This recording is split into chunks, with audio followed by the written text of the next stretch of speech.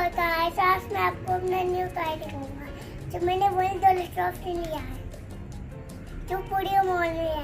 ये toy boys के लिए है, यानी के लिए लड़कों के लिए। चलिए मैं आपको दिखाता हूँ।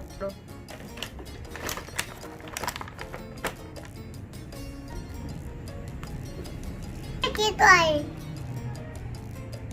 ये 130 प्राइस पे चिपके आया है, 160 220 पे है।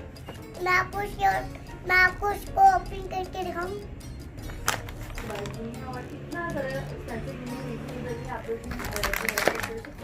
ये देखिए मम्मी,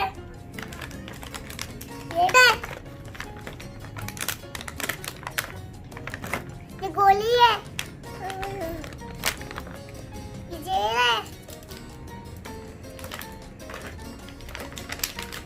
ये शीशा है।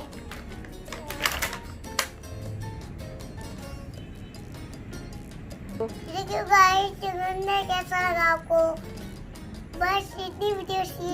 मेरे सब्सक्राइब को बंद भूलना। Bye bye. कल आपके साथ हाजिर होंगे।